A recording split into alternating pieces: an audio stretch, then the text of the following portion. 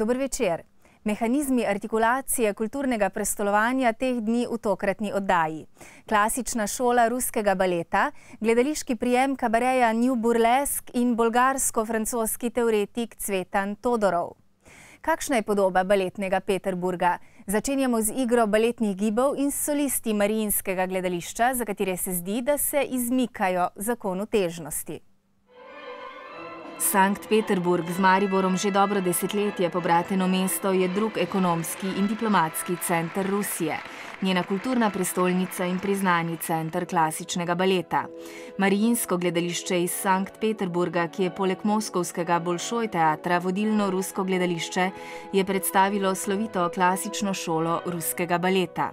Да, школу, которую мы получаем в Петербурге, это такой табу классического балета, за который нельзя выйти, канон. То есть мы даже очень сильно от Москвы отличаемся тем, что мы очень сдержаны, и через эту сдержанность и какие-то определенные формы классического балета, которые нам в школе прививают, мы передаем тот темперамент, вот ту внутреннюю свободу, которая есть у каждого артиста, индивидуальность. К моему счастью, в моей жизни происходило все так, как мне хотелось бы, без особых усилий. И, как правило, все те спектакли, которые есть у меня в репертуаре, они приходили в свое время, в то время, когда я к ним был готов, и когда я готов был что-то сказать благодаря им. Reprezentativno izvedeni odlomki baletnih del koreografov 19. in 20. stoletja oblikujejo eksemplarično podobo in znamko ter simbolično vstopajo v kategorijo slavljenih ruskih artiklov. Baletni solisti delujejo kot protitežne Kleistove marionete, ki o okornosti materije, ki je plesu najbolj na poti, ne vedo ničesar, ker je sila, ki jih dviga v zrak, večja od tiste, ki jih vleče k tlom. Kot lutke iz Kleistovega teksta o marionetnem gledališču, ki potrebujejo tla le zato, da se podrsajo obnje in da s hipnim zadržkom osvežijo polet svojih okončin.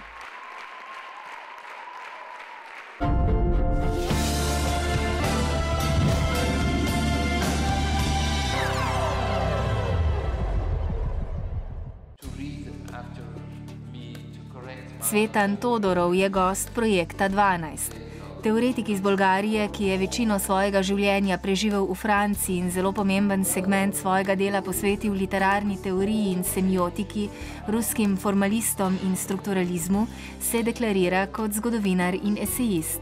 Med deli z začetka njegove intelektualne poti so zelo znani naslovi Uvod v fantastično književnost, pa teorije simbola ter simbolizem in interpretacija.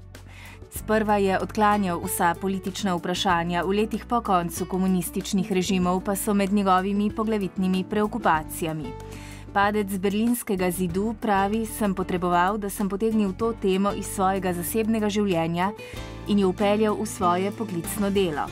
Notranji zid je padel hkrati z zidom tega mesta.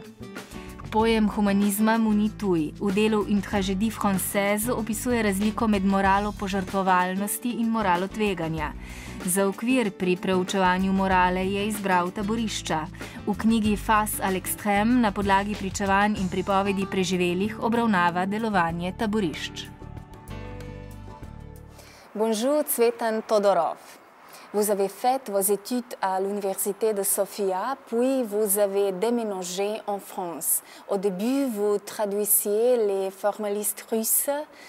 Quel est votre regard à cette époque de votre travail?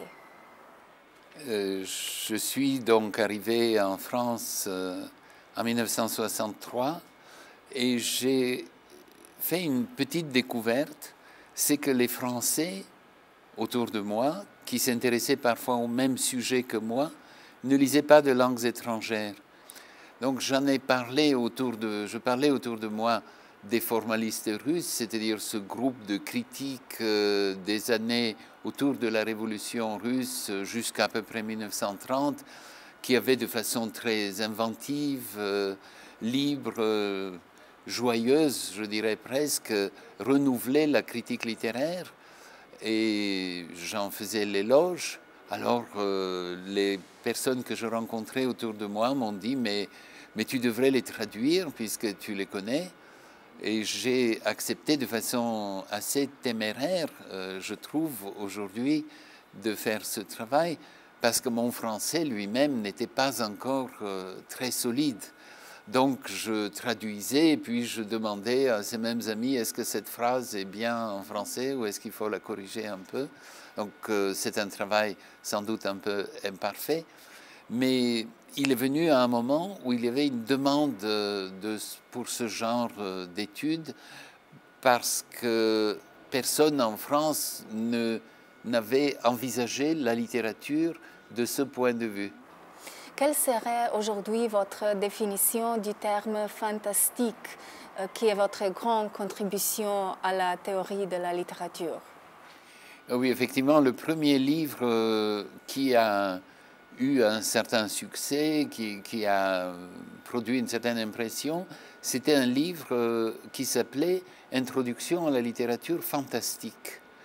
Et j'essayais d'étudier le genre littéraire du fantastique.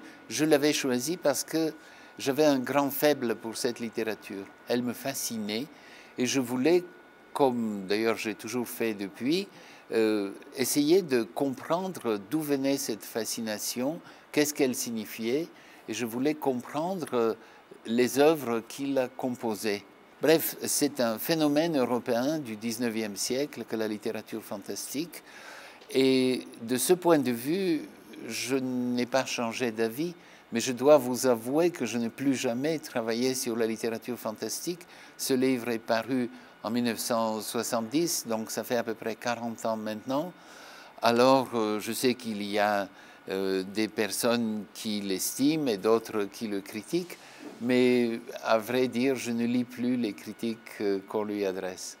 Vous dites qu'une distance par rapport au système est nécessaire. Pourquoi?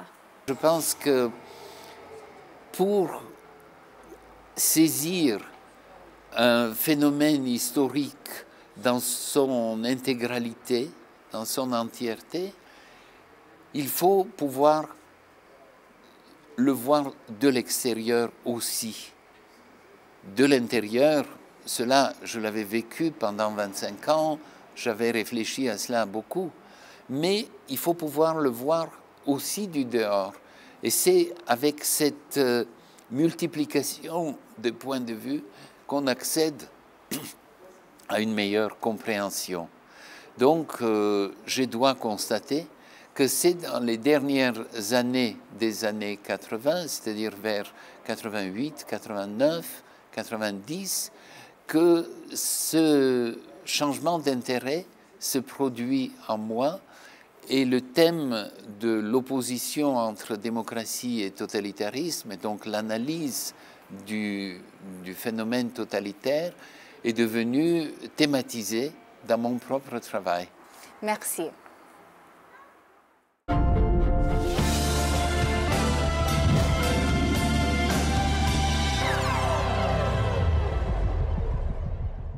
Maribor je prizorišče ponavljajočega se niza kabareja New Burlesque, šova ženskih podob v preoblekah, ki stereotipe in predstave o spolni privlačnosti meče s tečajev.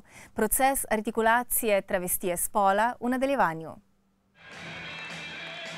O tem, kako strmoglaviti in uničiti pričakovane klasifikacije slik iz klesanega telesa ter s striptisom s primesmi kiča in treša skaliti vladavino načela ustaljenih podob, spregovarja skupina pod vodstvom Kitty Hartl. Gledalec ima tako možnost, da pogled vpiše v gostoto dejanja.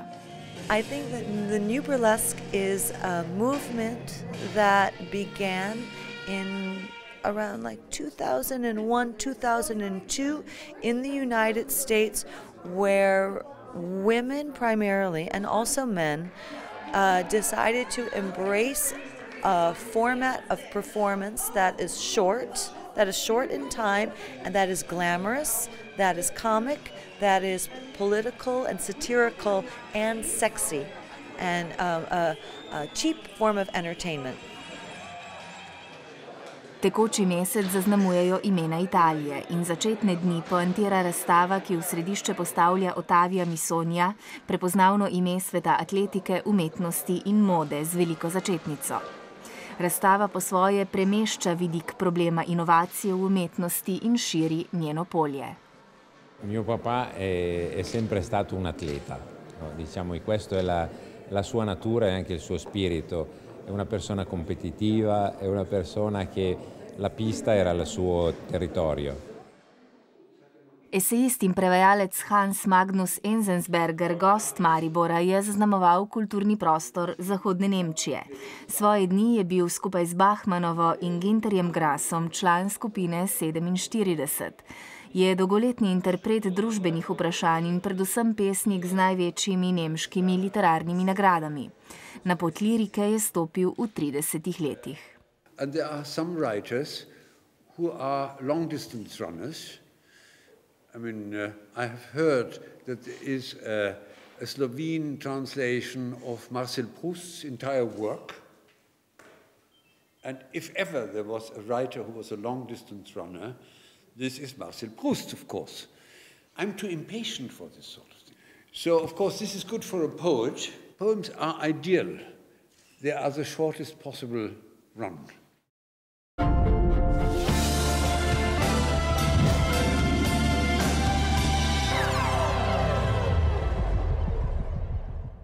Katatonična otrplost mest je zgolj privid.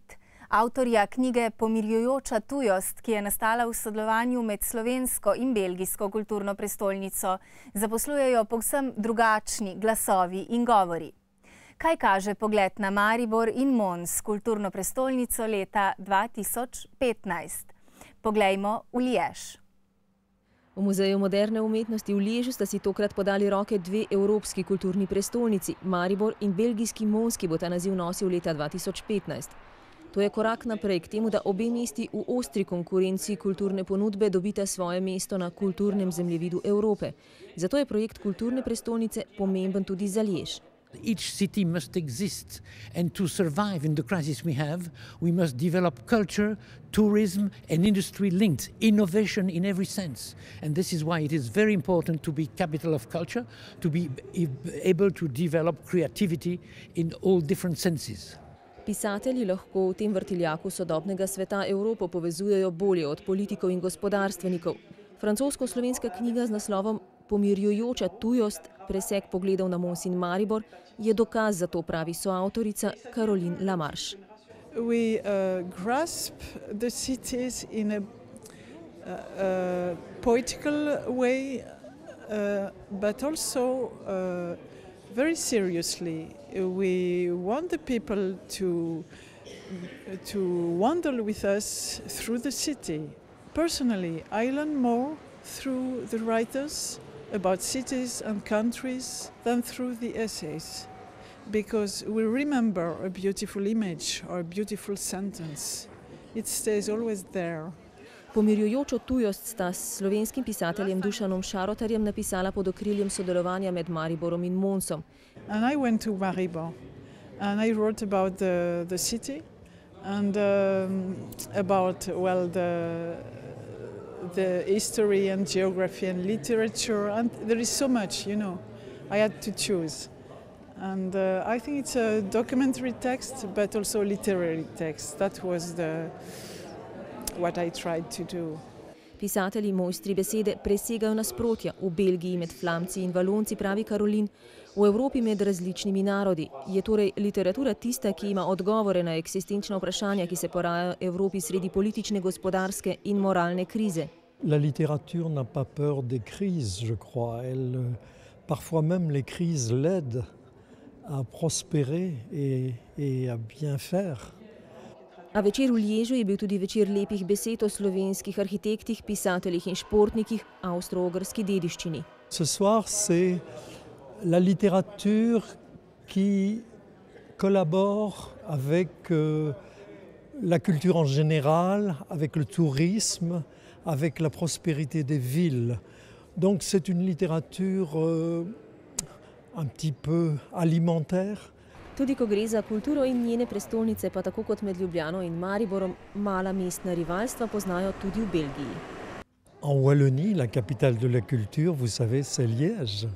C'est pas Mons, mais chut, il ne faut pas le dire.